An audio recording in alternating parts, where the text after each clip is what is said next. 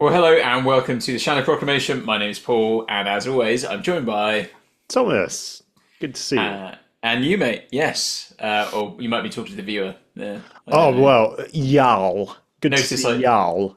notice I said talking to the viewer, the singular. Like, Yeah, it's all the other ones are bots. yeah. um, we are about to dive into episode 6 of season 14 of Doctor Who, the Ncuti Gatwa era, Rogue. And we'll see what we think of it. We are kind of, what we're making this season so far, Thomas. It's been sort of up and down, hasn't it? I guess we've had some slight differences of opinions, and Yeah, yeah, it's an interesting one. Again, as you've said at several points, I'm withholding judgment on the series until it's over, just because I think there are lots of things that have been teased that could be very satisfyingly and interestingly kind of pulled together into a big finale. Um, I think for me it's been an okay season, a sort of mediocre season overall, with flashes of brilliance is what I'd say.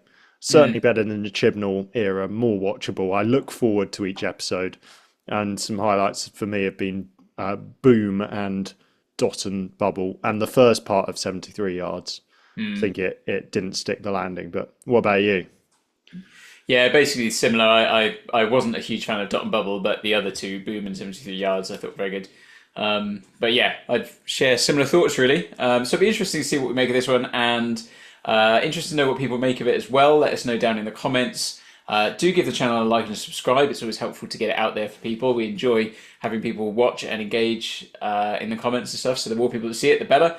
And if you want to chat more about Doctor Who away from YouTube, you can join our Discord server, and there's a link for that in the description. That's all free. You don't have to sign up for anything apart from I guess, a Discord profile.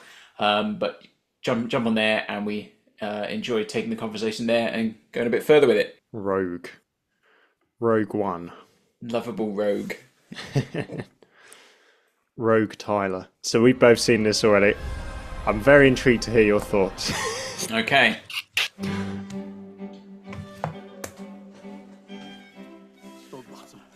Bath. Now, Bath. what I love about this opening shot is just how many practical lights you've got there. Look at that. Okay. The amount of flames. Amazing. Yeah, I wonder where this is filmed. It's a nice location. Yeah. I do like impressive locations, even in the modern era, but there's something, they're not quite as good as they are in the classic era. I think because studio material in the classic era and location material looks so visually different, you can't help but love the location stuff. Yeah. Whereas here it's so consistent.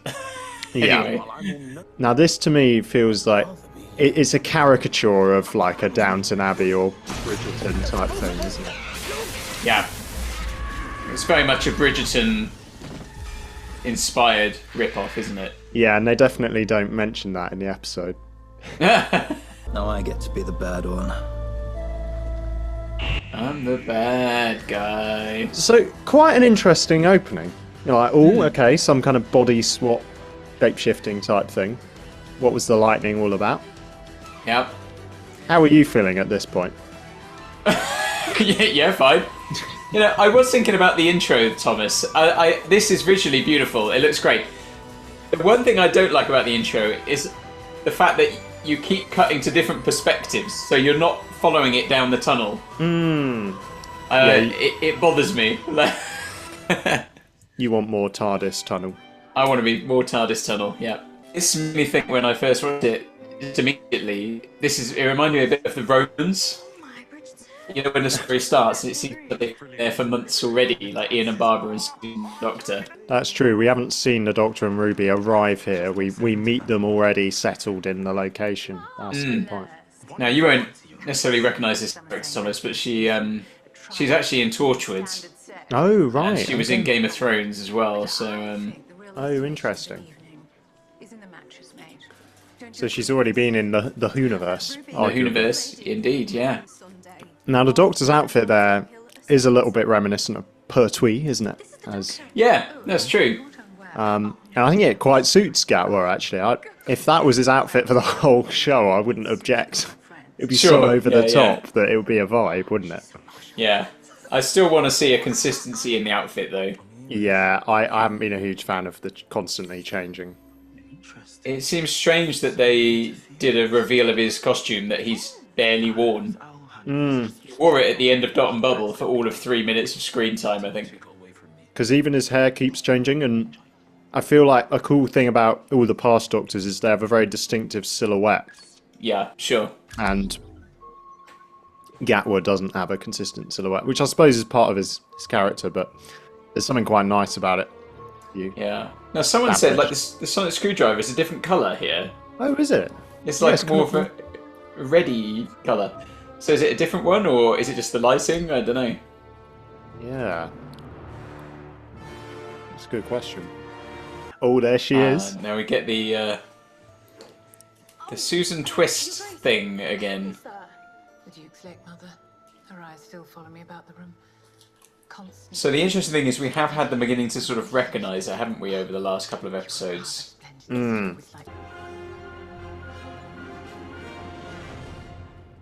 Enjoying the free drinks there, Ruby?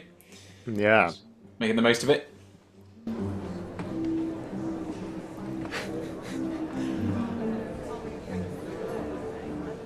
Brooding. Good look. Should practice in the mirror. Bit more frown, maybe. Yeah, like this. Yeah, like this, really. Really like this. I didn't know the Duchess who plays a court jester. Well, I'm hilarious. And you're kind of funny, peculiar. Standing here. Good vantage point, keeping an eye out on the exits. Like you're expecting trouble.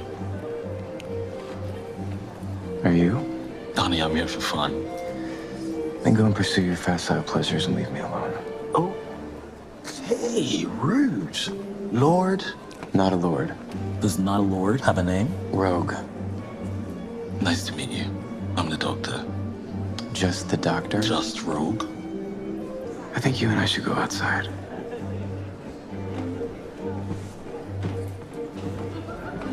Fast mover. Okay. This is a very beautiful location, isn't it? Wear that gown this evening. Yeah, it's lovely, isn't it? Sort of, is it wisteria or something like that? Yeah, it Very might be. nice. You might be right, yeah. I wonder if that's added, What are you doing here? whether they've dressed it like that, or whether it's an actual location that has all that stuff as well. Now, how does no one notice the lightning? Yeah, it's not exactly a quiet process, is it? Yeah. Think about you.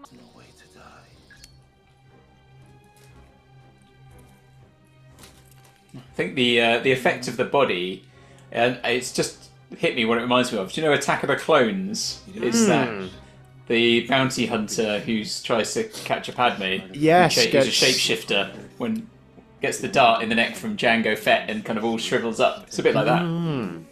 That's a very good reference. You'd have me to love. Cushy? Comfortable. Like a cushion. Cushy. I like it. Peter Cushion. Yeah, okay. Maybe don't use it a lot. Yeah. Peter Cushion. Okay. This is not a good look for you in any century. Keep moving. He is a bit of a Han Solo figure, isn't he? Well, he reminds me very much of sort of Captain Jack. Yes. Yeah. And I wonder whether it's the kind of script that would have included Captain Jack had there not been so many issues around John Barrowman, but Yeah. That's interesting. I did think it was a bit strange, the whole sort of the TARDIS beams dancing into your head. Oh, yeah. It's just, I don't know.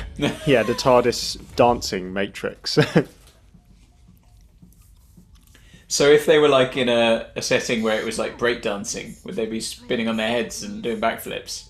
Yeah. I don't even know how I'm doing it. It's just happening. You need company. Live alone. Yeah, it could do any dancing, you know. Was that always the case? Morris, Yeah.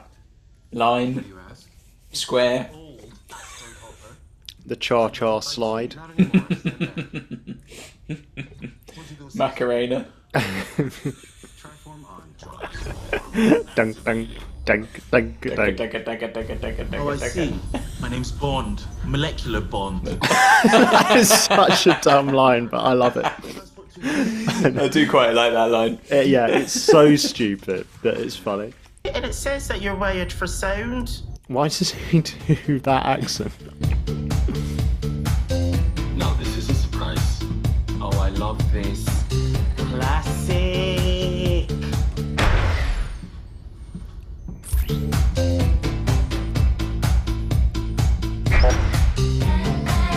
This scene is so bizarre, isn't it? Yeah. You just think this is the same character who was played by William Hartnell. Yeah. I have thoughts, mate. I have thoughts. So Yeah. I look forward to hearing it. It says you're hot. Does it? I'm sorry. No, it's broken. Is it you're hot or No, I'm hot? it is just that Who's hot, Doctor? it means the temperature. It suits you, flustered. It's a good look. You should try it more often. Says the man about to kill me. Gotta do my job. But just for the paperwork. This job has so much paperwork ever since we got that new boss. Oh, the new boss. Is that the same boss as the Meep? maybe so. Deep scanner confirmed. Could be a reference. My friend Joe pointed that out the other day. Yeah, I Now hadn't this- noticed that. This bit's interesting, the faces, isn't it? Yeah, this has slightly broken the internet. Yeah. How long does the Vexel last? Oh, that long. Nice knowing you. Such a minor detail in the episode. Got the wrong man. Where's Peter Cushing? That's what I want to know. Yeah.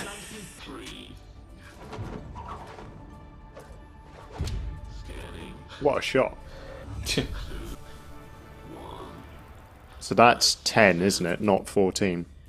I think so. He's something much older and far more powerful. I'm a lord of time. Yep. So we've got some interest on the left there, just cycling out of view. Yeah. It was Richard E. Grant, wasn't it? Yeah. Which is fascinating, because, like, what is that saying? Well, so do you know about the Scream of Schalke? The Schalke? Man, it's been so long since I saw those episodes. Oh no, they're not from the series. Oh, are they not? No. Well, let's talk about this in the follow-up then. Yeah, I think this is all stuff that I'm a bit clueless on. I mean, you really can't fault the locations in this, can you? It is a beautiful house and grounds. Yeah,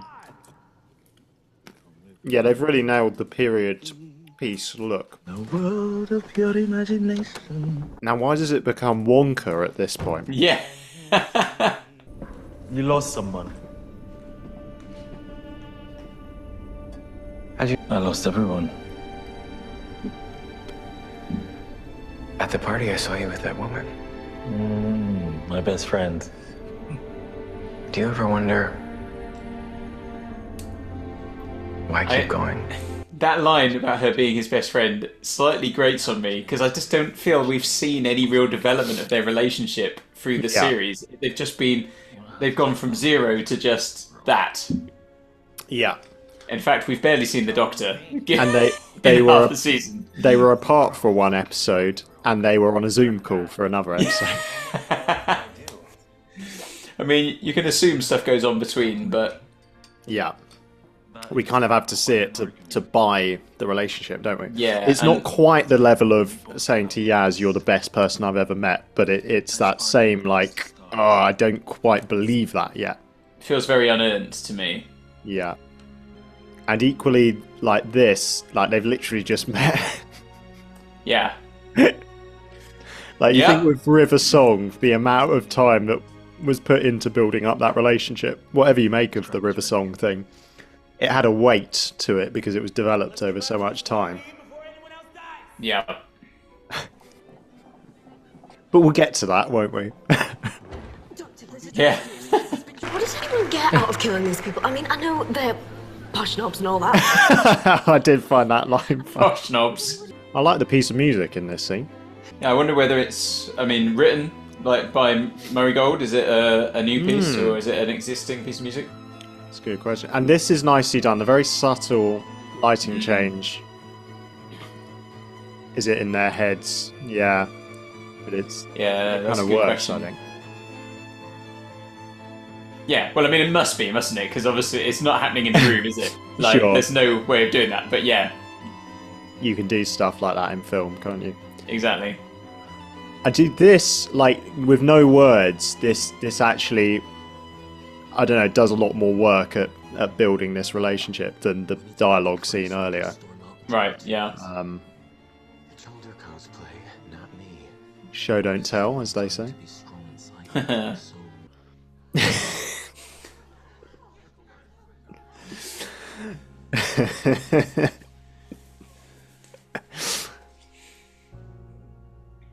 Now, what's on the ring?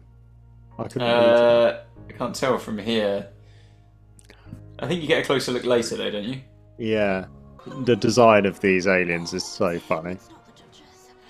They're like Angry Birds. Oh no, I wrote down Angry Birds. I wrote down Angry Birds. Great minds think alike. Why?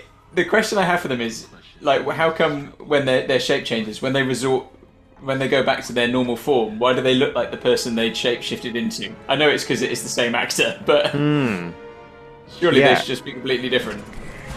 Yeah, exactly, because she has the same facial features. Exactly, yeah. Is it like it has a kind of muscle memory? That's my headcanon. Yeah, the second from the right really is out of Angry Birds, isn't it? I mean, the blue-headed one. Absolutely ridiculous. Now, what I did appreciate about this is finally we have a bit of running in this series. I feel like we haven't had enough running. I think these aliens would have been a lot. I mean, because the design it's all right, isn't it? But not amazing. Yeah. They would have worked better if they were actually a more malevolent force. Yeah. Not just like it's played for laughs a bit, isn't it? Yeah. We don't really know much about it, so they come to Earth to try on human beings for fun. Which is quite a disturbing concept, but yeah, it doesn't really build them as good villains, does it? I think they're forgettable villains, aren't they? Yeah. I can't imagine these becoming mainstays like the Daleks. No, I mean it's classic villain of the week, isn't it? Yeah, yeah. Villain of the 45 minutes. Yeah, that one on the right. I can't take that one on the right seriously. Like, at least the others they've made an attempt. It's the Whiskers. I know, yeah. We still have the big finale wedding to come, and then London. We can play our games on a magnificent scale. Parliament first, then royalty. I can be king, and we can start wars with the French and the Spanish and the Portuguese and everyone who doesn't look British. And bloodshed. And cannons. Gunpowder. We're gonna cosplay this planet to death. So you could imagine building that up to be quite an interesting threat. It's done with too much kind of lightness to the whole scenario, isn't it? I think. Yeah, it's like, I know Doctor Who shouldn't take itself too seriously, but this is like throwing itself under the bus. But trust me, a Ruby Sunday. Ooh. I want to be you. So my question is, when did she become a Chulder? Yeah. Was she one all along? Was she one all along? Where they argue, when Ruby sees the two of them arguing, are they just putting it on for her sake? Like, yeah. I don't know. Paul, I would be very surprised if the writers of this episode asked that question. She looks good on you. Now, I added the sound effect for her neck there, which was interesting. Yeah. Given what we're about to find out. Exactly, yeah. There's a lot about this episode that, frankly, pees me off. Right. No, I'm joking. This is going to be an interesting post-episode discussion. It is. It's Ruby. But I'm still her mum. I need to know she'll be okay. You'll keep her safe? I will keep her safe. I promise. Such different outfits. He's crying again. Yeah. I saw someone online say the fact that he cries in every episode, give or take, seemingly any situation, really detracts from the power of crying.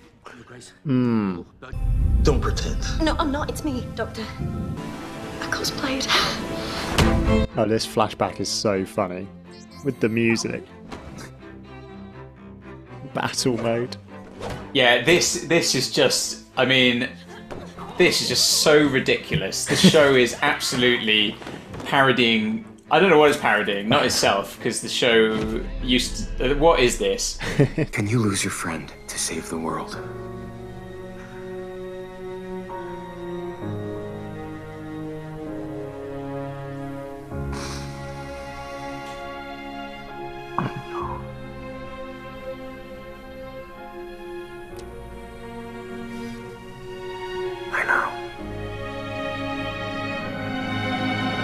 Imagine if you're Ruby at this point. Yeah. Guys, I'm like, stuck there's on a a time and a track. place. Like, seriously, could we maybe do something? Oh. Hero. That looks so bad, the falling away. I don't know, I quite like it. I quite like The that. hexagons. Yeah, no, actually. Nice work from Murray Gold here. Off we go. Where shall we go? Anywhere! Doctor, you don't have to be like this. I have to be like this because this is what I'm like. Onwards. Upwards, new horizons, moving on. Okay, can you It's just fine. shut up a second?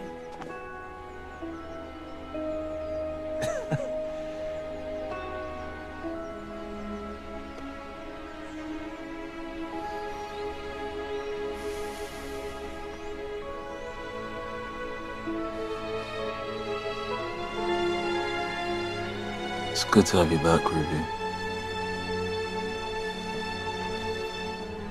And you, Doctor. Yeah, Can we see what's on it there? Are we supposed to be able to tell what it is, or is it just a... It looked like a figure or a bird or something. Was it a turtle? No. It's hard to tell, isn't it? So is the Doctor engaged now? Yeah, because he's put it on.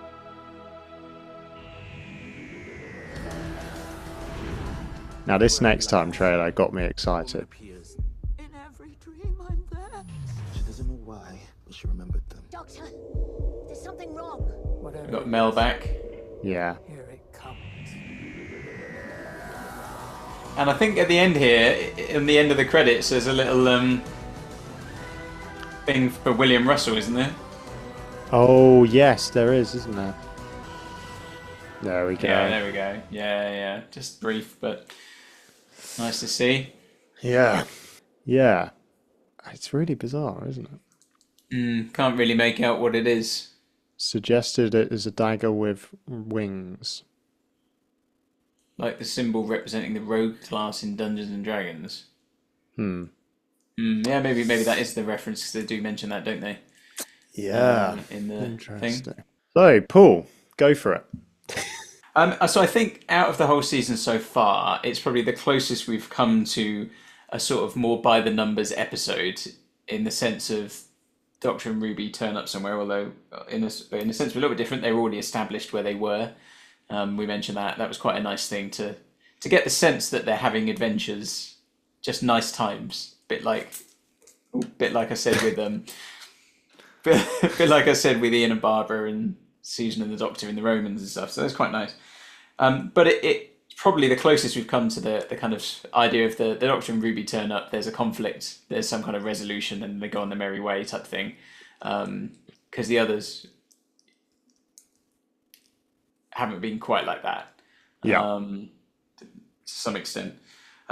It's nice because the Doctor's actually in it, which is a good start.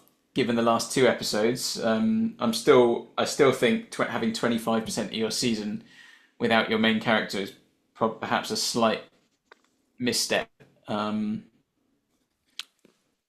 There, I think we said partway through the episode, the villains themselves, the story about the children and what they're doing is pretty disposable. Mm-hmm. yeah, as I said, I think if you'd made them a more malevolent villain rather than the slightly more comedic elements and the slightly silly, I mean, even the design is on the border between being a nice prosthetic and being just a bit silly, isn't it? I think it hasn't quite reached the orphan, whatever it was, orphan 50. What's it called? Orphan 55, 56. I don't know what it's called. I think that's a gap in my mind. Yeah. Well, basically, you know, in that where they had a cat lady who basically just had some whiskers drawn on her face, you know. But it's not too far off that either. And that one, like you say, in the blue head is just silly. Yeah, I mean, I've got other things to say, but I'd be interested to hear your initial opening statements. Yeah. I think I like the setting. I even like the setup. I like the idea of shape-shifting monsters and the fact that there's a bounty hunter who's been sent to get them. And the idea that there could be some good chemistry between the Doctor and said bounty hunter. Whether it takes it in good direction, we can discuss. But you know, I like the fact that the Doctor meets charismatic people on his journey, and the sense that he's almost like another Doctor because he's got his ship and he's traveling around, and there's a little bit of kind of, competition almost. I think you can have a lot of fun with that. Almost like when Tennant and Smith in the 50th are like comparing their sonic screwdrivers. You know, I quite like that kind of. It's quite fun. I don't think the Doctor comes out of this episode too well as a character. Okay. Why so? I think he comes across as being quite arrogant and self-obsessed and vacuous, which I think has been handled better in other episodes in the series, has been kept in check more. It felt like this was a bit... It felt like he was kind of flaunting. It just, very flirtatious and, thinks he's all it kind of thing. Yeah. Which I know you see elements of that in other Doctors, but I don't know. I don't think he was a very likable character in this episode. No, and I have been making some notes about this literally over the last few days because it's been really bugging me and I've been thinking about it. And as I've sort of thought things, I've thought I need to write this down so I can at least get some semblance out of it. I think you're right that in other stories, in a number of eras or portrayals of the Doctor, you do get sort of the arrogance is one thing. Yeah. But and it's often kept in check or he's brought down a little bit here, there and stuff. I mean, Colin Baker's Doctor is very sort of a little bit sort of vain and pompous, but it's always played as a bit of a. It's never a serious thing, His companion always keeps him in check and like knocks him down when he's thinks he's it. Yeah, for me, I think I found that so I really didn't like the way the Doctor approaches Rogue and where that all goes. Because for me, like you said sort of vacuous there, and I wanted to see it a second time just to double check some things I hadn't sort of seen. I hadn't misremembered. So when he sees Rogue up on the balcony, he kind of like sees him and has this kind of hello smile. Yeah. And then when he gets up on the balcony, just as he begins to talk to him in that moment, he sort of glances him up and down and, And I felt that just the Doctor had been portrayed in a way where he's basically just seen this guy who he thinks is hot. Like, he's not had any interaction at that point. It's just a pure physical kind of... what I felt was that, like, the Doctor had immediately seen someone and sort of sexualized them. Like and gone out and pursued them quite strongly in a manner that came across as a sort of flamboyant arrogance, just sort of lust filled, and almost sort of quite base, and it made me feel uncomfortable because I thought as well if the Doctor was acting like that towards a woman, if Rogue was a woman, I think think we would have felt that actually the Doctor is quite inappropriate. I felt that the Doctor's being portrayed as a sort of a liberal man from 2024 rather than a sex pest. Yeah. Rather than a sort of a thousands of years old Time Lord. And it was he just sort of sees a hot guy, and then before you know it, he's standing in a spaceship gyrating his genitals, round. to Kylie Minogue. To Kylie Minogue. Who has been in the show. Yeah. And, and it was in those scenes that I felt like we were watching a character that was completely detached from any other incarnation of the Doctor.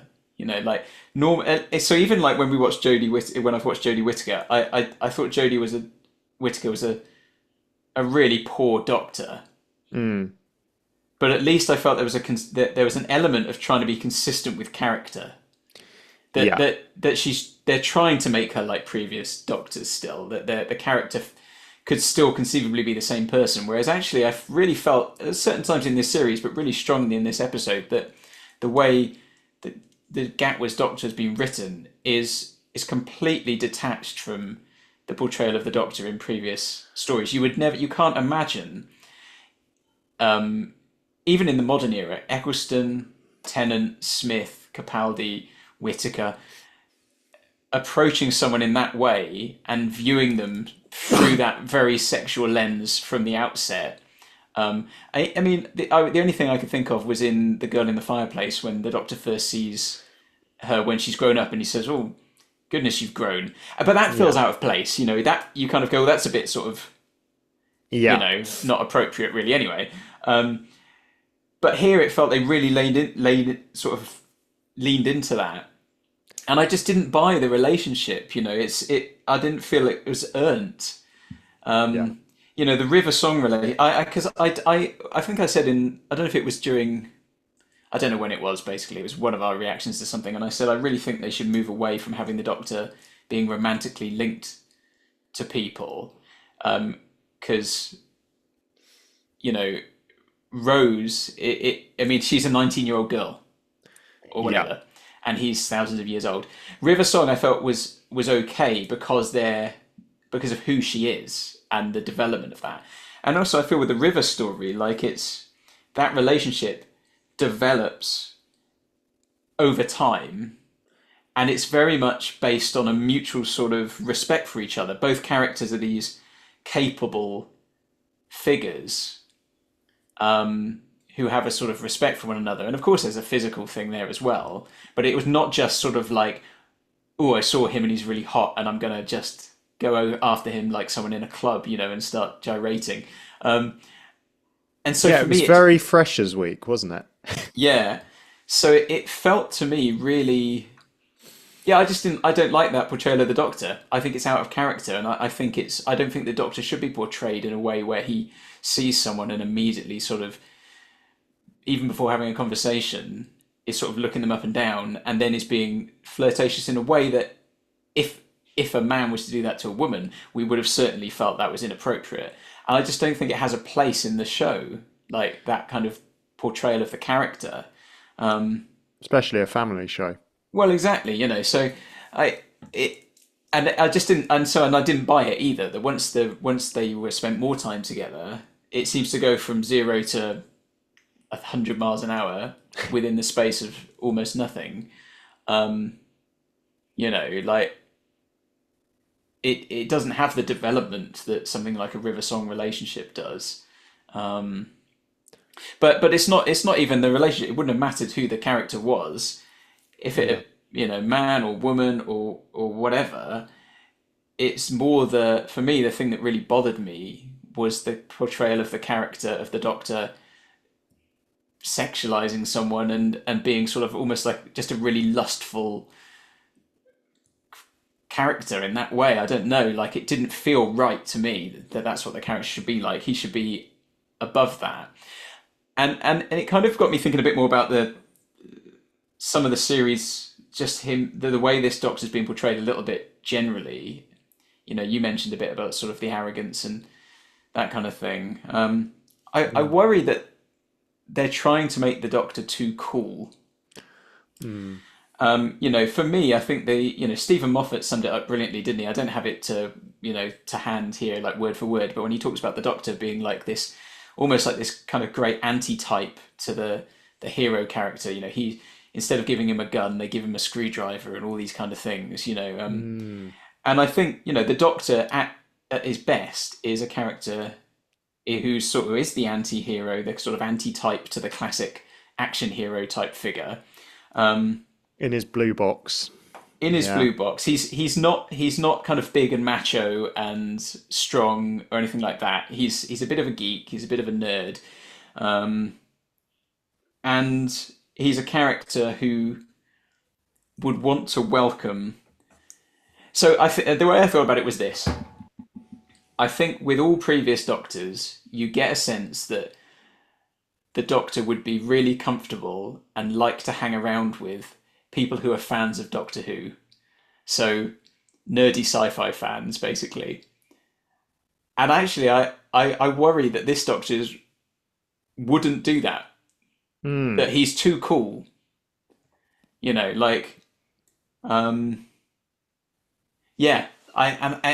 something that doesn't quite sit right for me. And I think as well, having had that episode as well, where he was quite, about in Boom, where he talks about faith. I heard a reviewer describe it on another podcast. They weren't religious, but they said they didn't like the way the Doctor was very sort of venomous. They described that was the word they used, venomous towards those of faith. And I thought, that's really striking, isn't it? Because those are things that it feels to me like the Doctor is not the character who would be accepting of all people. That he's a bit too cool. Like if he was in school, if the Doctor was a kid at school, he'd be too cool for some of us. Yeah. And I don't think the Doctor should ever be that character. He exists on the fringes, the Doctor, doesn't he? Yeah. He should be one of the social misfits. Yeah. And I think, I just worry that the character. I worry that Rusty Davies has completely lost sight of the character, and that maybe no one ever says no to him. Like that because interestingly, someone it was the same podcast actually. Someone said I've stopped watching Russell T Davies. Like when he talks about things, he said because I find it annoying. I don't think I like him very much anymore. Like, I don't know, like he seems to be he's got some very strong opinions about what the show should be, but he seems quite dismissive of certain people and their views. And they said, I don't want to watch it. Then this guy was saying, he said, I don't, almost like there was almost slightly unkind. Yeah. And because there's been that thing, hasn't it? Like even Ncuti Gatwa said people who don't like the show should go and touch grass, and it's a bit like you need to have a humility about the fact that if someone says they don't like the show, it doesn't mean that they are an inherently terrible person. It might be that there are things in the show that aren't great, and even Rusty Davies in the last week has said that the ratings aren't where they would have hoped they would be. But yeah, for me, it's more like I say, it's sort of digressing slightly there, but it's more about the way the Doctor is portrayed in this for me is just not the way the Doctor should be. It just feels really, really wrong to have a Doctor who views someone in that way, for such shallow reasons. You'd think with our channel we'd be on board with that, but we're Shallow Proclamation by name. But deep down, we hope that people's relationships with each other aren't shallow. In Doctor Who. You've really put your finger on it, I think, because I was trying to figure it out, and I think that's framed it really helpfully, because the bit that caused a lot of controversy online was, of course, the kiss at the end, which I'm not going to kick up a fuss about. I'm not expecting the show to hold to, a Christian view of marriage or something like that.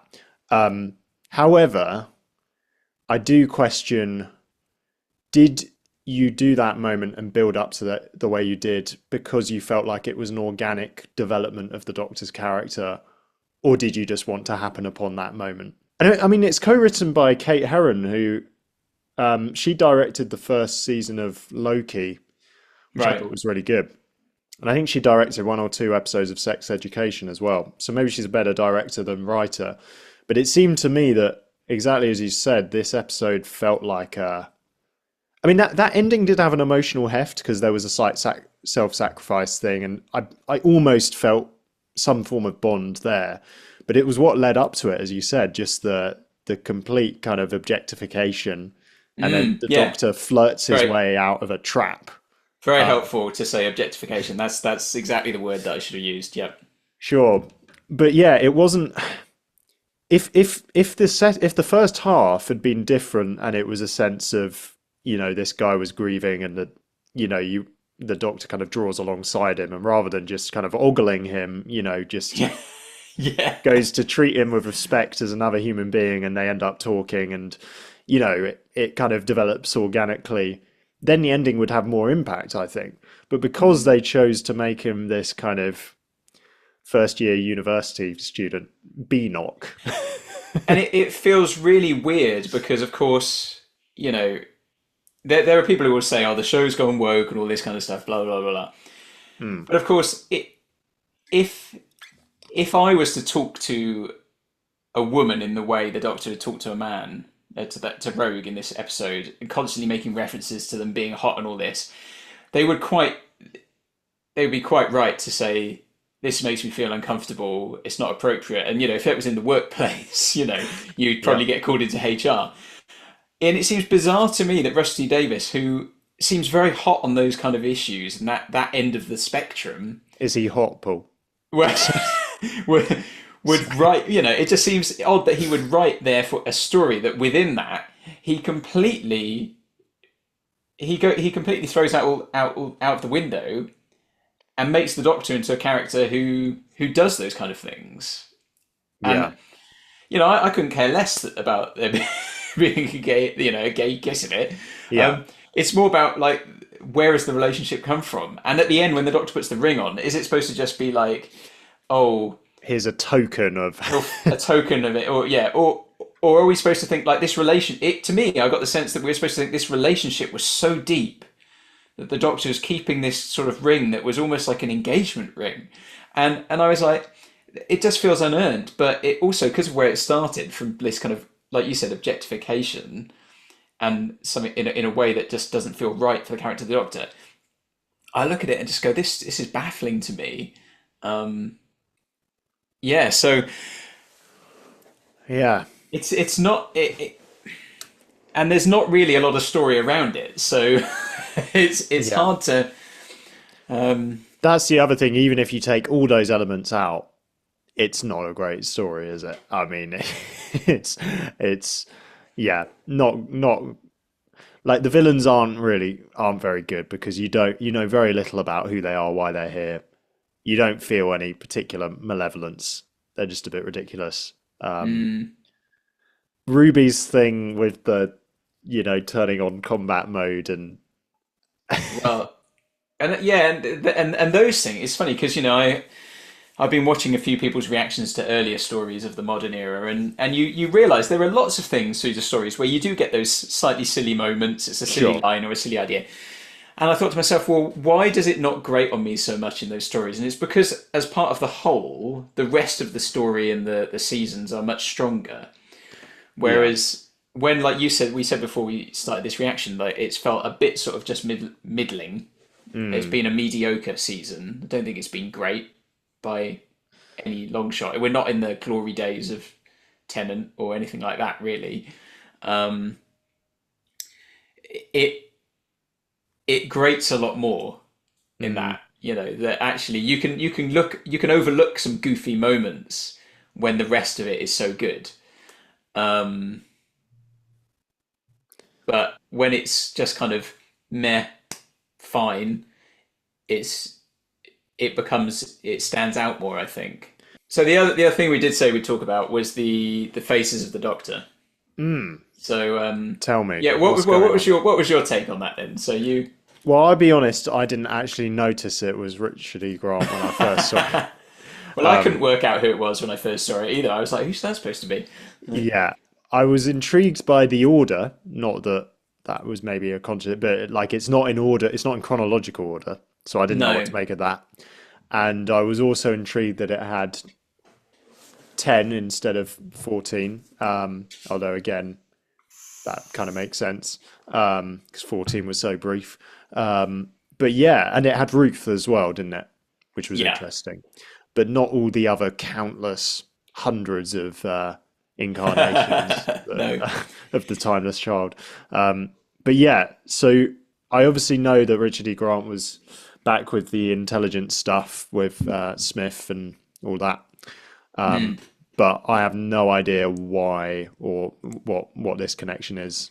Well, so yeah, the problem with Richard E. Grant is that he's got a couple of connections to the show. So, so yeah, I mean, obviously he was the great intelligence in those episodes in the Matt Smith era, and actually in that he does step into the Doctor's timeline, doesn't he, and becomes the Doctor almost in those moments. So you could look at it like that. But I think what it's referencing is I think it was 2003 around then. So before Doctor Who was recommissioned for TV. I don't know exactly who it was, like if it was a particular department at the BBC or whether it was an outside company brought in, I don't know. Basically, it was announced that the future of Doctor Who was going to come back, and the future of Doctor Who was going to be an online animated cartoon. Right. Like a webcast type thing. And it was going to be a story called The Scream of the Shalka, which would feature the Master, played by Derek Jacobi, who interestingly then became, of course, the Master in Utopia. And but the Ninth Doctor, so McGann was the Eighth Doctor at the time, but there would be a new Ninth Doctor, and it would be Richard E. Grant, although animated, but voiced by Richard E. Grant. But it was very much announced as, this is the official future for the show. Like, so Richard E. Grant is the Ninth Doctor. Wow, I never heard about that because I wouldn't have been into Doctor Who at all at that point. Well, and I was very young, but yeah, absolutely. So this was made, The Scream of the Shalka, and I believe actually, I believe that you can actually find the interview on YouTube with the producer or someone involved in it. They actually found out partway through that the show was coming back, and everything they'd done was basically a complete waste of time. But it was released, and you can still find it on YouTube, and I think you buy it on DVD and everything. Wow.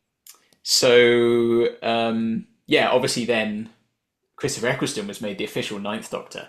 So people kind of talk about this, it's almost like an alternate timeline where he's the alternate Ninth Doctor with Richard E. Grant. So I don't think it really means anything in this episode. I think it's just there to kind of make fans go, oh, what's going on? And he could be the Great Intelligence, but probably not. But it's probably more likely a reference to the Scream of the Shalka, that thing there. And apparently they actually they flew abroad to photograph him, new photographs just for this episode. No way. So It's not like a stock photo of him. But then he has another link to the show. in the late 90s, for a comic relief, Stephen Moffat wrote a Doctor Who story called The Curse of Fatal Death. That's not the one with Rowan Atkinson. That's so funny. Yeah, I've seen that. Yeah, and actually, and he regenerates into a number of different celebrities, including Richard E. Grant. So, yes, he does, doesn't he?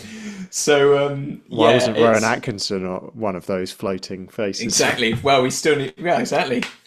Where was Rowan? And also one of them was I forget his name. Is it Jim Broadbent? Yes. Who played Merlin's beard. Merlin's beard, Tom. And we say that all the time. So I was in the library, in the restricted section. This is all hypothetical, of course. Of course. Yeah. So I think it's just a neat little, just a nice little Easter egg, really, for fans more than anything. That's quite a nice little touch in the midst of the gyration. Yeah, there's a lot of gyrating going on. Here's the other thing, right? So I quite like it's something they built into Ncuti's Doctor's character that he just wants to move on really quickly at the end. So that was quite a nice moment that Ruby was like, no, hang on. Let's just sit in this moment a bit. You've just lost someone. We're not just going to rush on to the next thing. I almost You've want just more lost of someone that you've known for all of 25 minutes in showtime. Exactly. But I almost want more of that. Just like moments with the Doctor and Ruby having a conversation. It's kind of been a theme throughout this series of just not taking the required time to build relationships that you believe in. You see that with the Doctor and Ruby. You see that with the Doctor and Rogue. Apparently, Rogue is returning. Yeah, well, I guess that would be the case. Russell T Davies made some quite grandiose claims about, in this story, the Doctor will meet someone that will change his life forever. And, Russell T Davies has a habit of kind of slightly overhyping these things. So you think it's going to be massive, and then you kind of go, oh, okay, yeah, like, you'll probably just meet him again at some point. Yeah. It certainly isn't sort of like life-changing revelation for the show, is it? Yeah. And again, I've got no issue with the character returning, but you need to make it a believable relationship. There needs to be a development of that, and I think they did that. I know people didn't always like the River Song relationship thing, but at least it was a long-term, played out over a number of seasons, a number of episodes, and over time, where that relationship grows and deepens in quite a nice way, and we just don't get that here. Coupled with my uncomfortableness with just the way the character's portrayed, like the Doctor's portrayed. It just doesn't feel quite right to me. So that's sorry, I don't know why I have a tube of toothpaste here, but I think that's a really helpful, because if people say, oh, if you didn't like this episode, it's because ...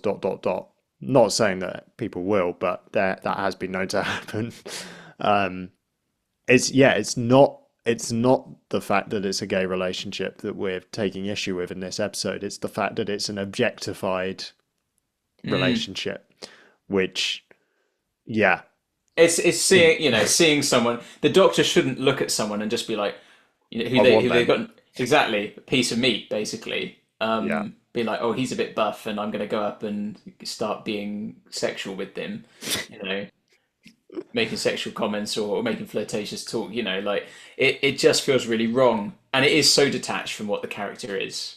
And I think once you start, and of course the character has to change and develop over time, and of course the character has always done that, but you will pull the character so far away.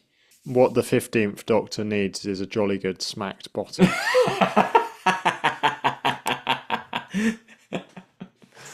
Yeah. Oh, well, thanks for watching, everyone. Let us know what you made of this episode. Oh, one final question, crucial question. Is it worse than Space Babies?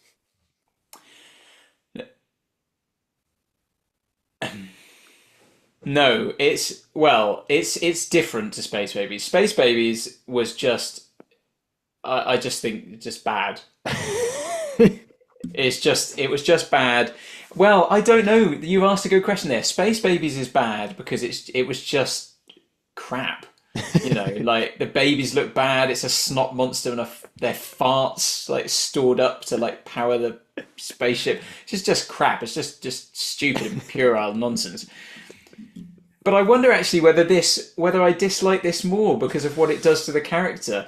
This has a nastiness to it. There's a nastiness to that. Like I wouldn't want to meet a character like the Doctor, as the Doctor is portrayed in that episode.